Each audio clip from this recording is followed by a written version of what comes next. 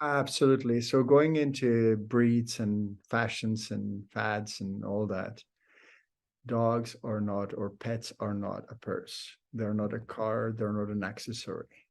And I've seen that. I could name you exactly the decades or the periods where a certain breed was popular, and then it's another one and another one. And these dogs suffer not only from being adopted by unaware people, but also because they usually become inbred and Yeah.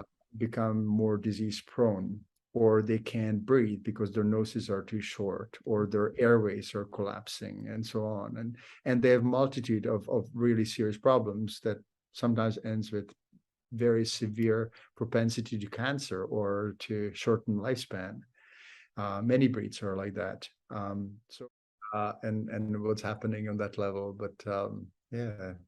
But doing your research is absolutely crucial because, Absolutely, absolutely, absolutely. most people completely underestimate the amount of exercise that a dog needs and a human to Mm. stay healthy, and the type of exercise, because they need to be allowed to move and interact as a dog moves and interacts. And, a walk on the harness around the block of a housing estate is not going to do it for most dogs or most humans. Do you want to talk a bit about that, Peter? Because that's Oh, crucial again when people get dogs to understand what they need and how much exercise they can and can't have at certain ages, for example. okay. Why don't we just start with the adult dogs first, Yeah. and then we move on to puppies because you wanted to talk about puppies anyway, and what to do after a puppy comes in a house if it's an adopted puppy. So I agree with you 100% that dogs can get enough exercise on the leash. And our society, in many places, I think UK is one of the best places in the Yeah. world for dogs. The same in Prague and Czech Republic, very dog-friendly country. Canada is somewhere in between, where the leash laws are so restrictive, where dogs often don't get a chance to be off the leash, and we cannot basically exercise. I mean, yes, some dogs can jog with people. Some people overdo it by trying to make dogs running behind a bike or something, which is really horrible. And the extremes that I've seen is that people actually get their dog to some sort of field road and sit in a truck and drive, and the dog is trying to catch up with them, which is, in my mind, criminal Yeah. offense. But going back to the leash, so I think that there are several different kind of ideals that I would love to kind of help to implement. And one of them is that every dog and every place has off-leash places, but not these ghettos where there's a fence little area for dogs to misbehave and fight and be dysfunctional. It's more just the parks and the space where they can run. And the other thing is that most people actually don't have a very good recall with dogs. And dogs, so recall can be practiced. There are obviously many YouTube videos and behaviors who teach that. Just having good treats in the pocket and teaching puppies at home to come when they are called is easy, because when they're half a meter away and we call them and give them a treat, that's where the brain starts kicking in and the pathways build up.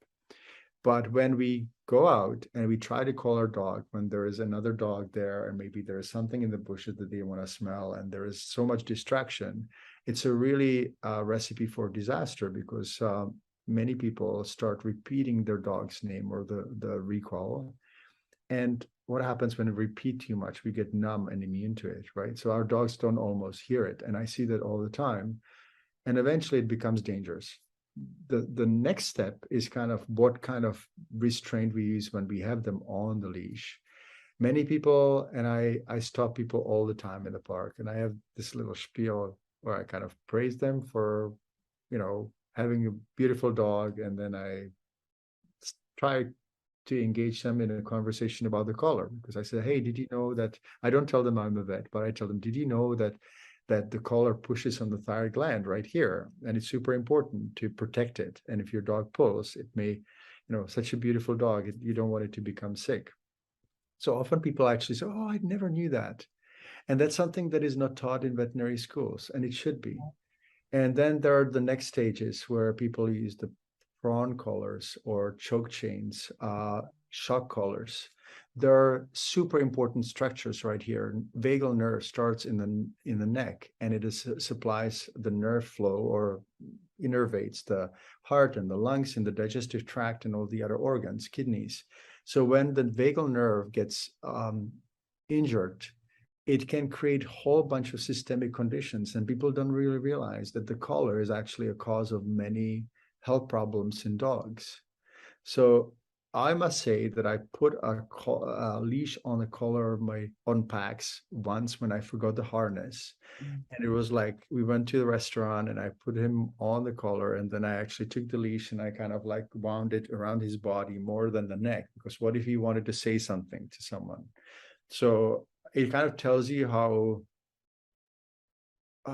important I consider this, because I've seen so many dogs being damaged. And it can be from ear and eye problems to lameness in the front legs, because the nerves for the front leg also come to the front legs and feet, to organ disease, hypothyroidism. All those are caused by the collar. So I do my best to inform people, and maybe people think that I'm a little crazy that I stop dog lovers on the walk, but I think that every time we do that, we actually make a difference. Now, when I come to Vancouver, where I worked and my other colleagues worked for a couple of decades,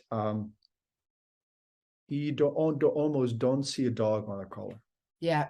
And when I go on a dog, when I see that, I go, I wonder whether we made a difference. I don't know for sure, but it makes me feel really good.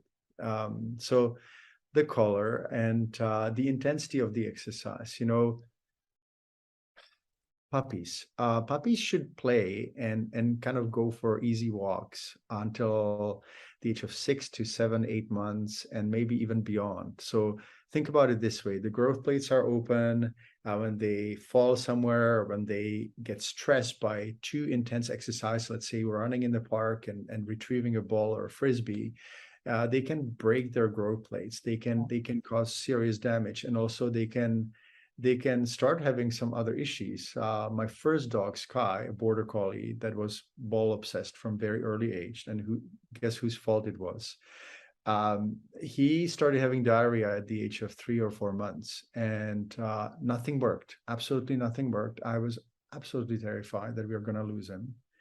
And it went for weeks and weeks. And then I started to kind of look at some different Chinese medicine approaches and so on. And I realized that the energy pathways and nerve pathways come to the intestines, come from the lumbar area. Yeah. He sprained and strained his muscles and probably slipped and slit a few times. And it affected the function of the gut. So now part of the diarrhea protocol in my practice or in my writing is to actually look after the back, or stop doing these exercises that are really intense and injurious. Not saying that dogs should never do it, but some dogs do it for hours and hours a day.